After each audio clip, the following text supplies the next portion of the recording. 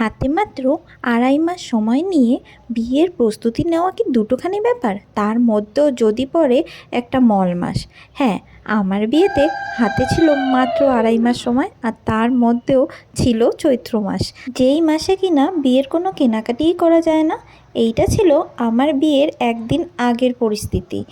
আমরা তখন রাত 10:30টার সময় করছিলাম দশকর্মার বাজার, কারণ বিয়ে ছিল বৈশাখ মাসের 4 তারিখ, আর চৈত্র মাসে আমরা কোনো কেনাকাটিই করতে পারিনি। আর পয়লা বৈশাখের দিন তো সব দোকানপাট বন্ধ ছিল। আর এদের দেখো, এনারা সেই রাতে না ঘুমিয়ে সারা রাত বসে আমার বিয়ের গাছকৌটো আর কুলো আঁকতে ব্যস্ত ছিল।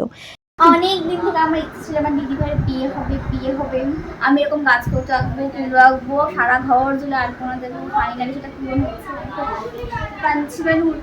হাতে সময় কম থাকতেই পারে, কিন্তু তার জন্য আমার বিয়েতে আমার পরিবারের মানুষগুলোর প্রস্তুতি কিন্তু কোনো অংশে কম ছিল না। কোনো দিক থেকেই তারা আমায় কোনো রকম সাফার করায়নি। দুপুরের মধ্যে কিন্তু আমার ফ্রেন্ডসরাও সবাই এসে গিয়েছিল আমার মেহেন্দির ফাংশন অ্যাটেন্ড করার জন্য। আর আমার মেহেন্দি ফাংশনের ডেকোরেশন অ্যান্ড আমার মেকআপ সবটাই কিন্তু ওরা ম্যানেজ করেছিল।